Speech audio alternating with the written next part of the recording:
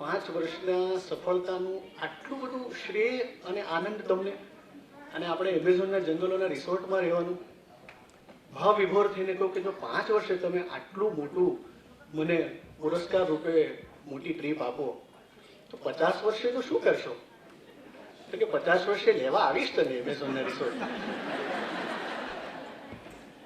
નાગરાણી હતી, એને કહ્યું ના ના એની તસ્દી ના લેશો, ત્યાં સુધી હું બેવરલી હિલ્સ અને કેલિફોર્નિયામાં લિયોનાર્ડો ડિકેપ્રિયો કે જસ્ટિન બાયબરની સાથે મિત્રતામાં ગોઠવાઈ ગઈ હોય એક ડિનરની પાર્ટીમાં જરૂર બોલાવીશ. આવી જ કંઈક લગ્ન જીવનની ખટમીઠી વાતો અને સંભારણા આજે આપણે આપણા મહાનુભાવો દ્વારા શેર કરવાના છે. કાર્યક્રમની શરૂઆત કરીએ તે પહેલા આપણા આ મહાનુભાવોનું યથોચિત સન્માન કરીએ. હું આમંત્રું છું અમદાવાદ જ્ઞાનિક સોસાયટીના પ્રેસિડેન્ટ માન્ય શ્રી ડોક્ટર કિરણભાઈ દેસાઈ અને સેક્રેટરી ડોક્ટર અનિલભાઈને કે તેઓ આવે અને આપણા યંગ ટર્ક એવા માન્ય શ્રી જય વસાવડાનું બુકે આપીને સન્માન કરે. માન્ય શ્રી કિરણભાઈ અને માન્ય શ્રી અનિલભાઈ.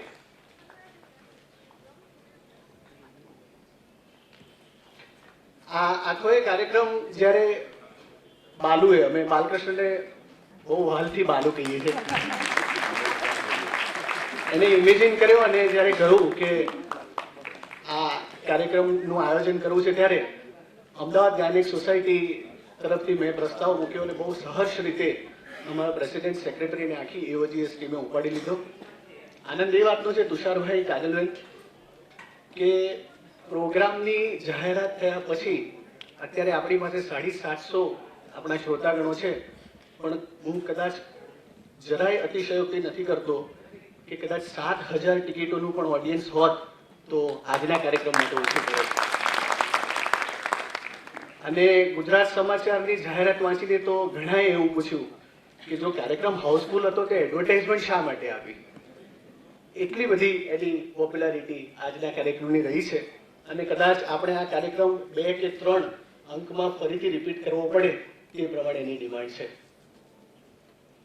હું વિનંતી કરીશ માન્ય શ્રી ધવલભાઈને કે તેઓ માન્ય શ્રી કાજલ ઓઝાભાઈનું બુકે આપીને સન્માન કરે.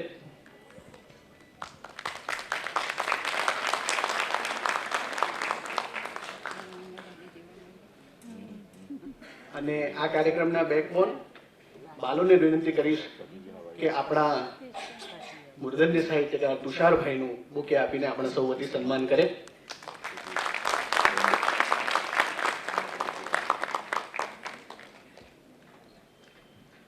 સદભાગ્યની વાત એ છે કે આપણા આ ત્રણેય સાહિત્યકારો, આ ત્રણેય વિવેચકો એ આ બહુરત્ના વસુંધરાની 60, 70 અને 80ના દાયકાની ઉપજ છે. તેમનો પ્રાદુર્ભાવ 60, 70 અને 80ના દાયકાનો થયેલો છે. એટલે આપણને તેમના એ સંક્રાંતિ કાળના અનુભવો, 60, 70નો દાયકો આપણે ઘણી વખત વોટ્સએપ પર અને ફેસબુક પર વાંચ્યો છે.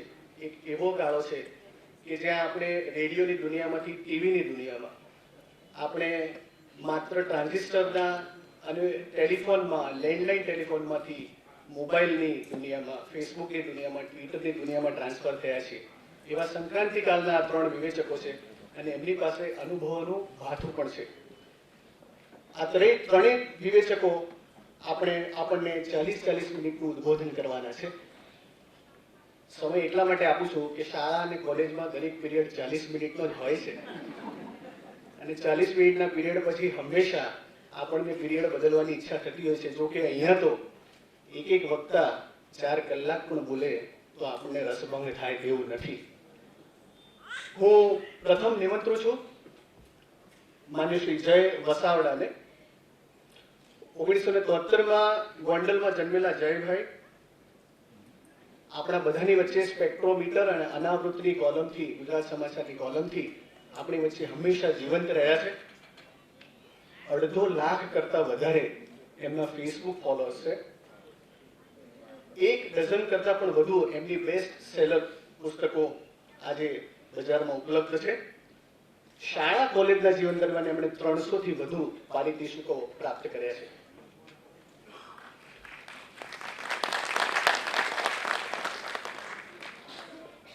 શબ્દોની બરછી અને ગુલાબની નજાકતના સમન્વયને બહુ સાહજિકતાથી જયભાઈ આપણી સમક્ષ રજૂ કરી શકે છે. જયભાઈને વિનંતી કરું, લગ્ન જીવનની સુપેરે જે વાતો આપણને કરવાની છે તે રસપ્રદ તેમની રોચક શૈલીમાં આપણી સમક્ષ મૂકે. જયભાઈ.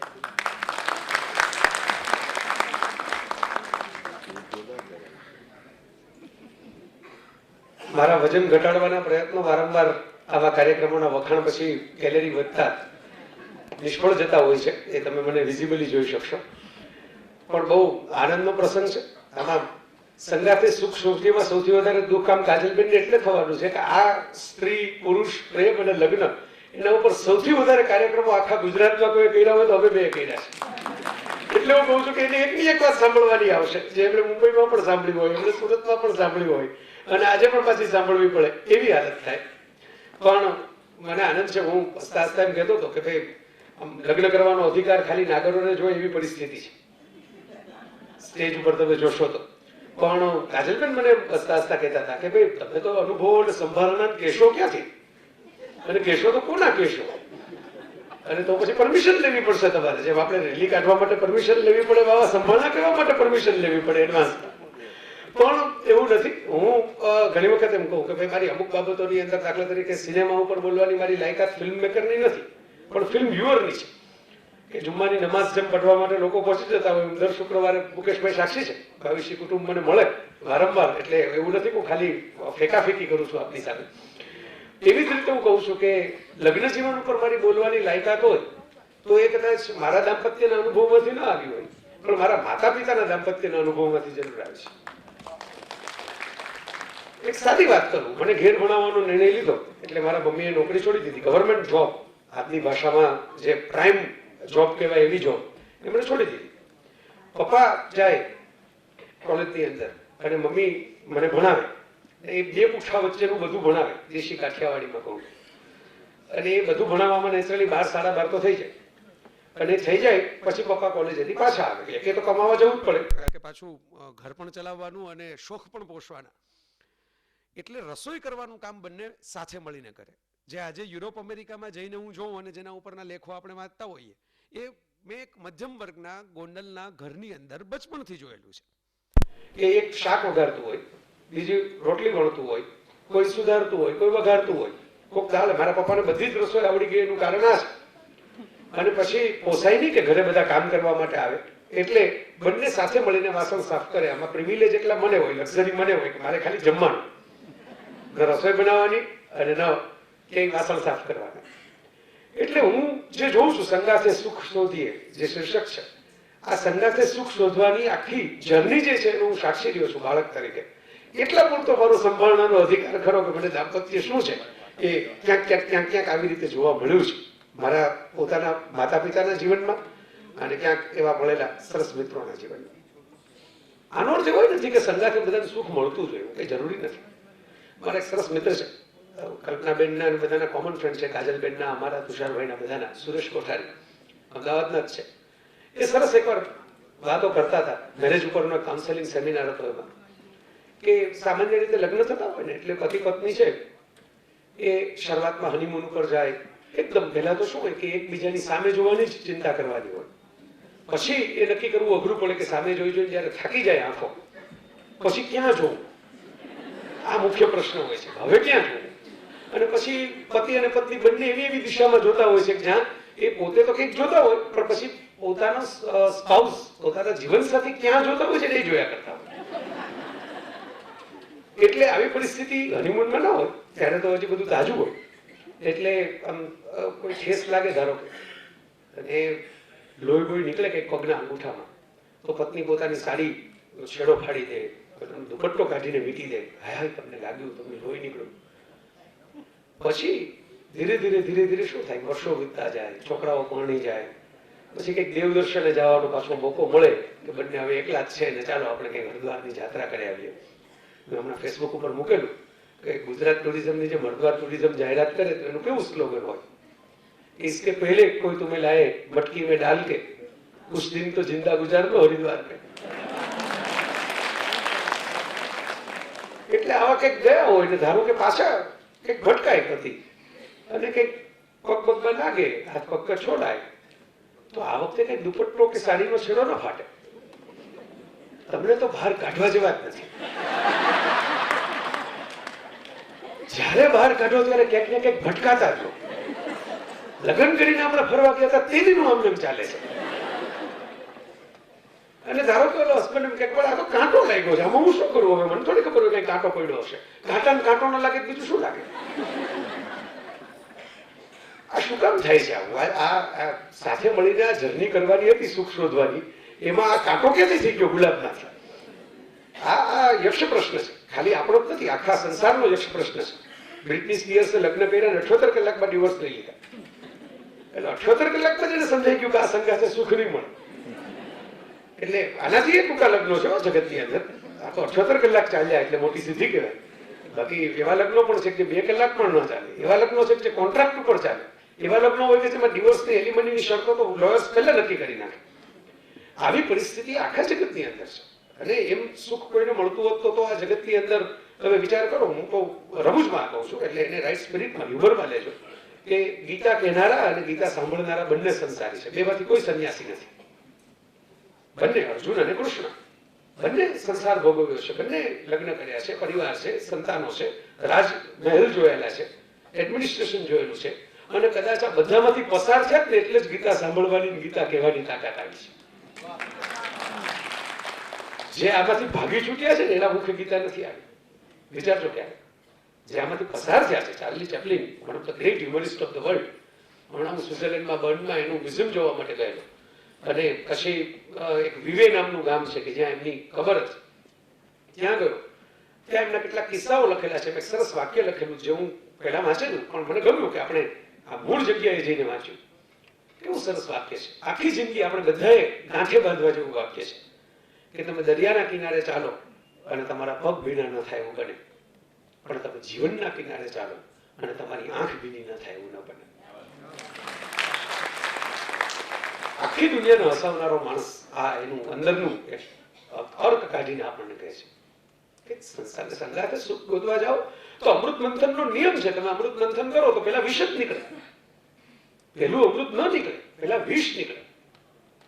પણ જો તમે મંથન ચાલુ રાખો ને તો ધીરે ધીરે ઐરાવત નીકળે, લક્ષ્મી નીકળે અને છેલ્લે આખું કુંભ ભરીને અમૃત નીકળે. ફરક એટલો જ છે. તો અમે બધા, કાજલબેન લખતા હોય, તુષારભાઈ લખતા હોય, હું લખતો હું, લેખક તરીકે પણ અમે અમૃત મંથન કરતા હોય ત્યારે થોડી ગુસ્સો તો આવે અમારા ભાગ. કોઈ કહે કે તમે આવું કેમ લખો છો, આમ કેમ લખો છો, આમ કેમ બોલો છો, આટલા બોલ્ડ કેમ છો, આટલા આધુનિક કેમ છો, આનાથી સંસ્કારનું શું થશે, સંસ્કૃતિનું શું થશે, આવું આવે. પણ એવું કહેનારા કરતા ચાહનારા વધારે હોય. પુસ્તકો દોડી દોડીને ખરીદનારા વધારે હોય. ફેસબુક ઉપર આવીને અમારા ફોટા જોઈને પોતે રાજી થનારા વધારે હોય. મેં જોયું છે લોકોના હૃદયમાં કેટલો પ્રેમ ઠલવાતો હોય. જે લોકો ક્યારેય, મને એક ગૃહિણીનો હમણાં મેસેજ આવેલો, કાજલબેન ફેસબુક ઉપર પેલા ફોટા તમને ખબર છે, તમે તો મને ફોન કરેલો ખાસ કે બધા ઓલા રંગબેરંગી ફોટામાં મૂકેલો ફોરેન ટૂરના. મને એટલો આમ, મને એમ જેને કહેવાય ને કે આમ આંખ ભીની થઈ ગઈ એવો સરસ મેસેજ હતો. મને કે હું તો એમ કે નાના ગામમાં રહું છું અને શિક્ષિકા છું, હું જિંદગીમાં કોઈ દી દુનિયામાં નથી ફરવાની, પણ તમે ફરીને ફોટા મૂકો છો ને જોઈને મને બહુ સરસ લાગે છે. આટલો પ્રેમ ક્યારે મળે તમને લોકોનો? આ અમૃત છે. અને અમૃત છે ને એના ખડા હોય આખે આખા. વિષની ખાલી અંજલિ હોય. જો વિષની અંજલિ જ છે, માત્ર આટલી જ છે, ચપટી વિષ જ તમને મળવાનું છે એમ માનીને જો એને નીલકંઠની જેમ ગળામાં રાખી લો ને તો અમૃતનો ઘડો દાંપત્યની અંદર ક્યારેય સુકાવાનો નથી. આજે આવવાનું છે વિષ, હું એમ કહેતો જ નથી, હું કોઈ અવાસ્તવિક વાત નહીં કરું, વિષ નહીં આવે. પણ એને જો આપણે અંજલિ કરીને ગળામાં રાખી દઈએ નીલકંઠની જેમ તો પછી ક્યારેય સુકાવાનું નથી. આ મહત્વની વાત છે. એટલે સંગાતે સુખ શોધવામાં જે મુશ્કેલીઓ આવે છે, હું રમૂજમાં મેં એકવાર મારા આર્ટિકલમાં લખેલું એવો કયો ખોરાક છે જે ખાધા પછી આખી જિંદગી એની સાઈડ ઇફેક્ટ આવે. ઘણા ડોક્ટરો બેઠા છે, ડોક્ટરોનો જ પ્રોગ્રામ થઈ ગયો છે આખો. તો બધાને ખ્યાલ હશે કે કોઈ કે આ ફૂડ પોઈઝનિંગ થાય ને, આવું ખાવ ને, બજારનું ખાવ ને, ખુલ્લું ખાવ ને, આમ થાય. પણ ગોળ ધાણા અને કંસાર ખાવ તો એની સાઈડ ઇફેક્ટ આખી જિંદગી આવે. એટલે તો હું બચતો રહું છું એનાથી. હમણાં જ મેં વોટ્સઅપ ઉપર એક મેસેજ મારા સર્કલમાં મોકલેલો કે આપણે ત્યાં 1000 પુરુષે 943 સ્ત્રીઓનો રેશિયો છે ભારત સરકારના હસ્તે ગણતરીના રિપોર્ટ મુજબ. દુઃખદ કહેવાય. અનેક ડોક્ટરો બેઠા છે, આપ બધા જાણો છો, સમાજ માટે યોગ્ય પરિસ્થિતિ ન કહેવાય કે સ્ત્રીઓ ઓછી છે પુરુષો કરતા. પણ હવે શું થાય છે કે 1000 માંથી હવે 47 તો વધે જ છે, 943 સ્ત્રીઓ છે. કે 47 શું કરે છે? એ નરેન્દ્ર મોદી થાય, કે અબ્દુલ કલામ થાય, અટલ બિહારી વાજપેયી થાય, કે રતન ટાટા થાય, એ હોમી બાબા થાય, એ સલમાન ખાન થાય. એવું તો મારાથી કહેવાય નહીં, પણ આ બધા તો થાય. કેમ કે એને જે મોકલાશનો શ્વાસ મળે એટલે એ 47 માં બધા સડસડાટ આગળ નીકળે. તમે જુઓ. અને આમાં કોઈ એવું ન માનતા, હું તો કે જેન્ડર બેઝ થી કાજલબેન વાત કરું છું. જયલલિતા, માયાવતી, મમતા, આ જેટલા મેં નામ લીધા કોઈ એની સામે આર્ગ્યુમેન્ટ નથી કરતા. યસ, સુસ્મિતા સેન. એટલે આમાં તો આ તો કોઈ આર્ગ્યુમેન્ટનો સવાલ નથી. હું તો એટલે જ કહું છું કે આ મોકલાશનો સવાલ છે. એટલે આપણે ઘણા લોકો એવું સ્વીકારી લે કે ભાઈ મને ઘણા ફોન કરીને એપ્રુવલ લેતા હોય કે તમે લગ્ન નથી કરેલા, અમે ન કરીએ ચાલે ને. આવી એપ્રુવલ લે આપણે. એટલે મૂળ તો નિર્ણય એનો જ હોય, બરાબર, પણ આપણા નામે ચડાવી દેવું એટલે ભવિષ્યમાં કદાચ ખોટો પડે ને તેમ થાય. મેં તો જય વસાવડાને પૂછ્યું, એને કીધું હતું કે આમ જ કર, આમ એડમિશન નક્કી કરી લીધું હોય ક્યાં લેવું. પછી તુષારભાઈ ફોન કરીને કે સર એમ કે તમને શું લાગે છે આ BA નો કોર્સ કરીને પછી આપણે આકાશવાણીમાં જવાય કે એમ કે ના, એના કરતા કોમર્સનો કોર્સ કરીને મેનેજમેન્ટનો કોર્સ કરે. એટલે તુષારભાઈ કે તમને યોગ્ય લાગે એમ કરો. એ છેક લગી જાય